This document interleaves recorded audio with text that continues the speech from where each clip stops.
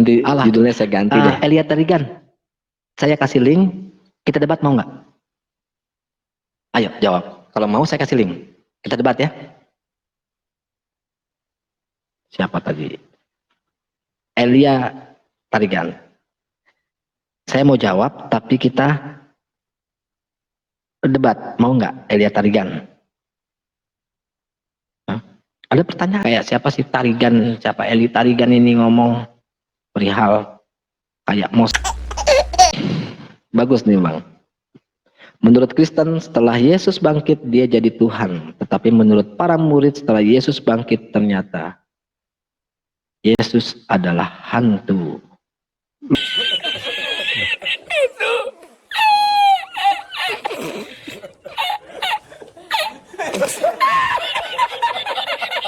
Itu, agak tuh dalam hari kunci belum aja.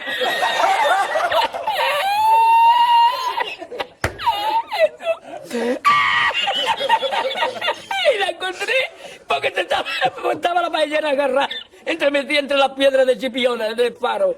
Y cuando entro en el restaurante me ve el cocinero con una paellera y adentro la vende paellera.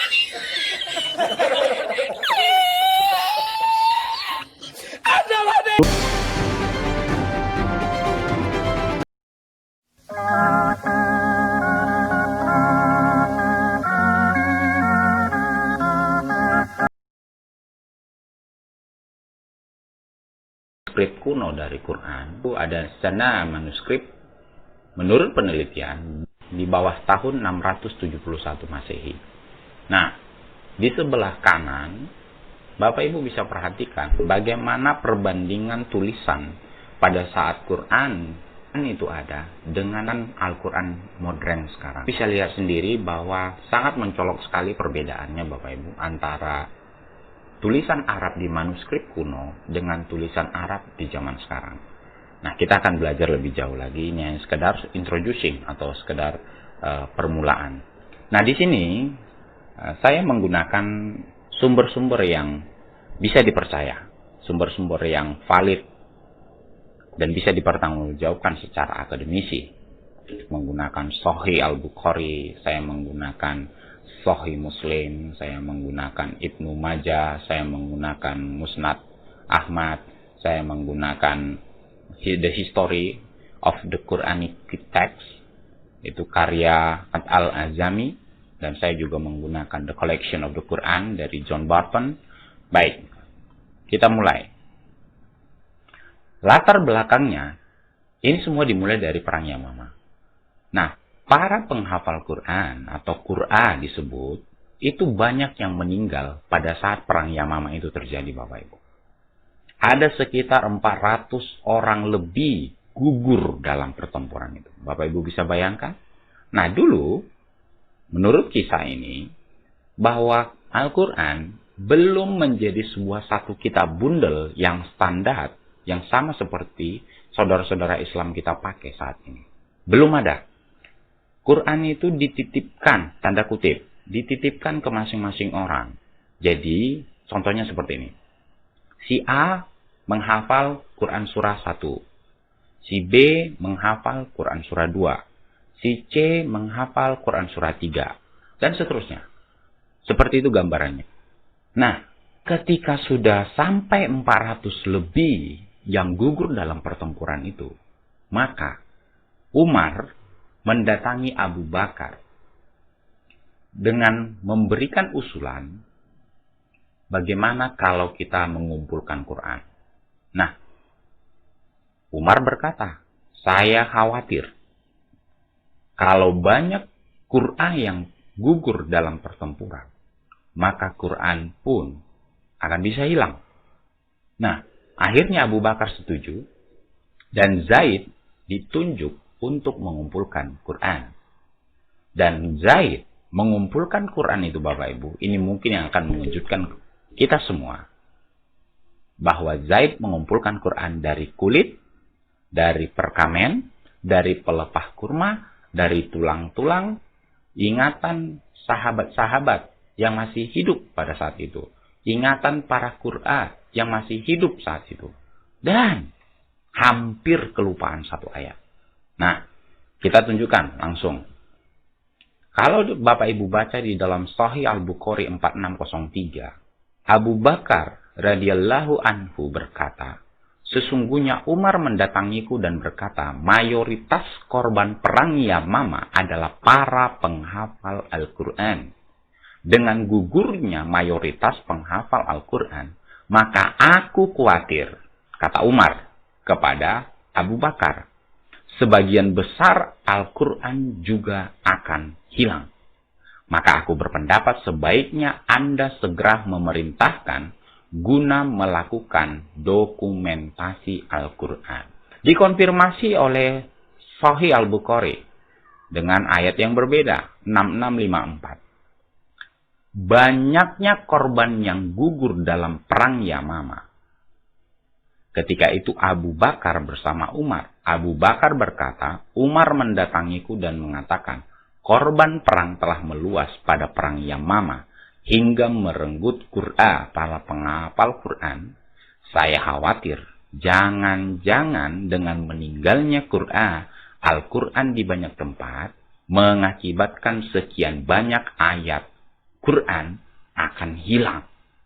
Jelas Bapak Ibu. Nah,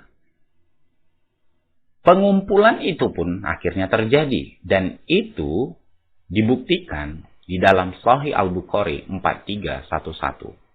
Kata Zaid, aku kumpulkan Al-Quran yang tertulis pada kulit pelepah kurma, batu putih lunak, dan juga dada hafalan para sahabat. Jadi, tidak secara utuh turun. Karena memang ayatnya ada. Literaturnya ada. Bahwa Al-Quran bukan secara utuh diturunkan langsung dari surga. Tetapi Al-Quran dikumpulkan dari kulit, dari pelepah kurma, dari batu putih lunak, dan dari hafalan. Nah, ini dikonfirmasi lagi oleh Sahih Al-Bukhari 4603. Maka aku pun, kata Zaid, mulai menelusuri Al-Quran, mengumpulkannya dari tulang-tulang, kulit-kulit, dan hafalan para qari. Selanjutnya, Sahih Al-Bukhari 6654 juga berkata, maka ku telusuri Al-Quran yang terpencar-pencar dan kuhimpun dari pelepah, kulit, tembikar, tulang, dan dada. Ingat, dada yang dimaksud adalah hafalan para penghafal. Ini adalah gaya bahasa Bapak Ibu. Ketika katakan dada, itu bukan dada secara literal, tetapi ini adalah hafalan para Qur'an. Nah, itu dikonfirmasi oleh literatur yang lain di dalam Sunan At-Tirmidzi 3028. Nah, ini dijelaskan di situ.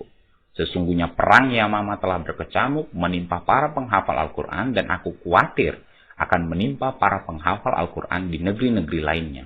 Enggak, banyak yang gugur. Menurutku, engkau harus memerintahkan pengumpulan Al-Quran, proyek dokumentasi Al-Quran. Nah, itu juga dijelaskan di bawah ayat itu di dalam Sunan At-Tirmidzi 3028. Lalu aku kumpulkan Al-Quran yang tertulis di kulit, pelepah kurma, batu pipih, dan juga hafalan orang. Jadi, literatur yang satu mendukung literatur yang lain dan saling terkait. Nah, pada saat mengkompilasi mushaf itu Bapak Ibu, hampir saja kehilangan satu ayat. Nah, ini mengejutkan sebenarnya. Jadi, di dalam Sahih Al-Bukhari 4411 dikatakan di situ, tak kala kami mencatat ayat-ayat Al-Quran dari beberapa mushaf, aku kehilangan satu ayat dari surat Al-Ahzab yang aku sering mendengar Rasulullah Shallallahu Alaihi Wasallam membacanya. Aku tidak menemukannya dari siapapun kecuali hanya dari Huzaimah Al-Ansari. Bayangkan, sebelumnya kita sudah belajar bahwa banyak para qur'a yang gugur di medan tempur dan hampir kehilangan satu ayat. Dan saya menganggap bahwa ini adalah suatu tantangan yang luar biasa yang dihadapi oleh para sahabat pada waktu itu. Jadi wajar saja kalau Zaid berkata, lebih mudah aku mindahkan gunung daripada mengumpulkan Al-Quran. Karena memang sangat sulit Bapak Ibu. Kita bisa bayangkan sendiri. Hampir ketinggalan, banyak yang gugur dalam pertempuran. Ayat yang mereka hafal tidak diketahui oleh orang lain. Jadi besar kemungkinan ayat itu hilang. Nah, dalam prosesnya, akhirnya setelah dikumpul, jadilah mushaf itu. Dan itu disimpan pada Abu Bakar. Dan kemudian dititipkan kepada Umar. Dan kemudian diturunkan kepada Hafsah. Di mana ayatnya kita bisa temukan di Sahih Al-Bukhari 4311. Dan mushaf yang telah aku kumpulkan itu berada pada Abu Bakar hingga ia wafat. Kemudian berada pada Umar hingga dia wafat. Setelah itu berada pada Hafsah, putri Umar. Dan dikonfirmasi lagi di dalam Sahih Al-Bukhari 6654. Kemudian sukuf, manuskrip pencatatan asli Al-Quran itu berada di Abu Bakar ketika hidupnya sampai Allah mewafatkannya. Kemudian keberadaan suhuf itu pada Umar Azza wa Jalla semasa hidupnya sampai Allah mewafatkannya. Kemudian pada Hafsah binti Umar. Ketika sudah terkumpul mushaf itu, nah muncul lagi masalah baru Bapak Ibu. Nah masalah barunya apa? Itu yang kita sebut dengan perbedaan tekstual. Kalau di dalam Islam katakan perbedaan qiraat. Hudzaifah bin al-Yamani datang kepada Utsman setelah sebelumnya memerangi Ahlus Syam, yakni pada saat penaklukan Armenia dan Azerbaijan bersama penduduk Irak. Dan ternyata perselisihan mereka dalam qiraat mengejutkan Hudzaifah. Kalau saya gambarkan Bapak Ibu, kenapa bisa ini terjadi? Nah, selain daripada mushaf yang dikumpulkan oleh Zaid, ternyata masih ada mushaf-mushaf yang lain yang masih beredar pada waktu itu, yang masih dipakai umum pada saat itu. Nah, informasinya ada mushaf Ibnu Mas'ud, Ubay ibnu Ka'ab, Ali bin Abi Thalib, dan Ibnu Abbas. Jadi setidaknya ada 4 mushaf yang digunakan selain daripada mushaf yang dikompilasi oleh Zaid pada waktu itu. Sehingga terjadi perbedaan pemahaman. Nah, Hudzaifah itu melihat bahwa ini ada perselisihan di antara Islam mengenai teks mana yang mau dipakai. Mushaf mana yang mau dipakai. Ya. Akhirnya, Utsman menyetujui usulan Hudzaifah. Utsman mengirimkan surat kepada Hafsah supaya mushaf yang dipegang oleh Hafsah yang diturunkan dari Abu Bakar, Umar, dan ke dia agar disalin kembali, artinya perlu standar, perlu kanonisasi. Jangan sampai ada lagi perbedaan tekstual, jangan ada lagi perbedaan qiraat, jangan ada perbedaan lagi teks, baik dalam jumlah surah maupun dalam jumlah ayat. Akhirnya penyalinan mushaf dari Hafsah itu pun dilakukan. Dan inilah fakta yang sangat mengejutkan lagi Bapak Ibu. Bahwa Utsman memerintahkan untuk membakar semua mushaf yang ada selain daripada mushaf yang mereka baru buat itu, yang baru mereka standarkan itu. Nah, itu di mana bisa kita temukan di sini.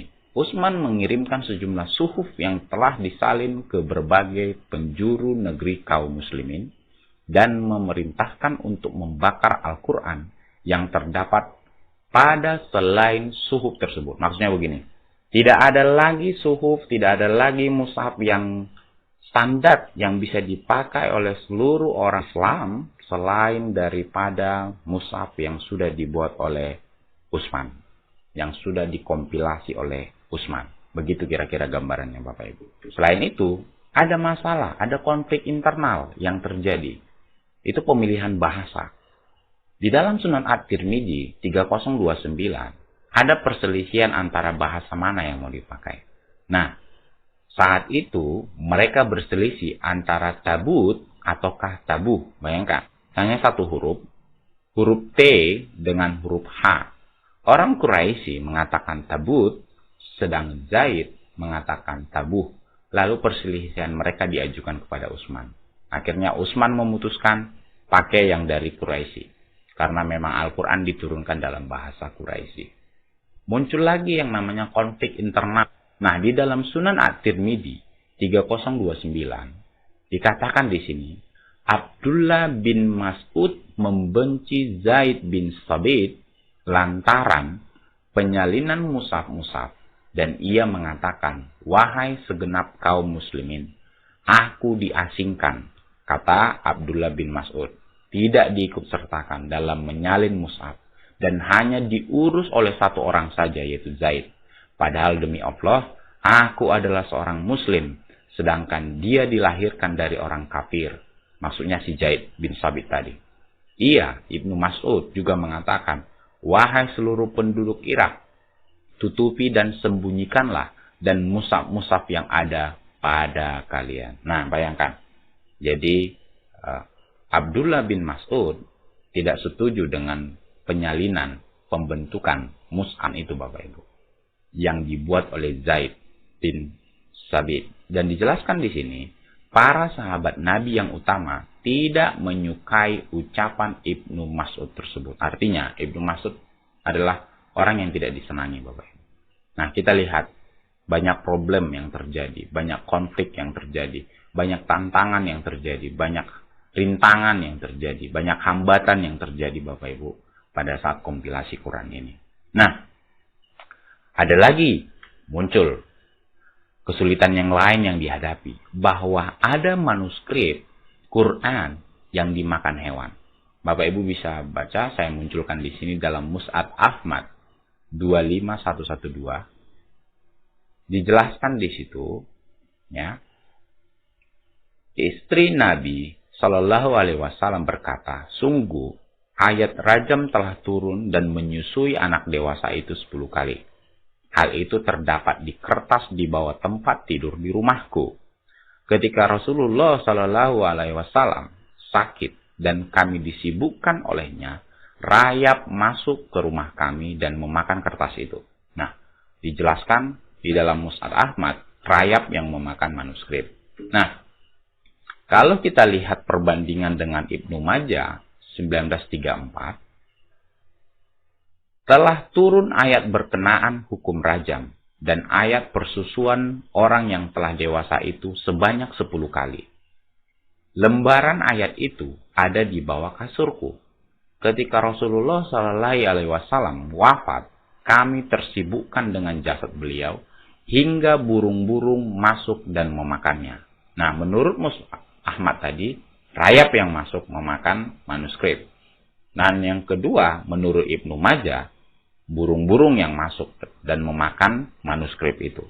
Nah, mana yang benar? Burung atau rayap? Nah, saya tidak bisa berandai-andai, saya hanya terkait kepada apa yang ditulis di dalam bahasa Arabnya, Bapak Ibu. Kalau Bapak Ibu lihat sendiri bahasa Arabnya, dakol dajin fa'akalaha, yang artinya adalah hewan yang jinak. Nah, diterjemahkan hewan yang jinak ini adalah domba. Domba yang jinak datang dan memakannya. Nah, coba kalau kita lihat dari terjemahan bahasa Inggris, Bapak Ibu.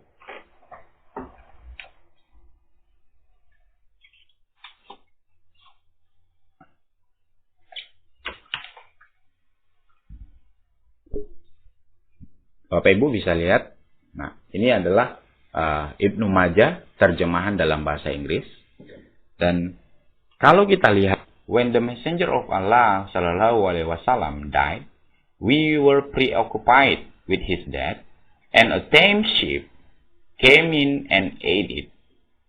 Nah, dijelaskan di sini bahwa sheep, artinya domba, datang atau masuk dan memakannya.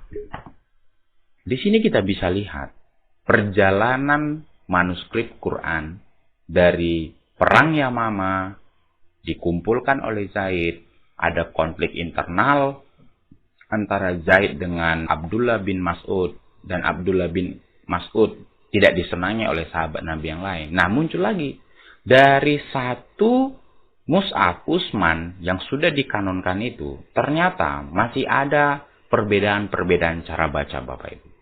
Nah, perbedaannya di mana?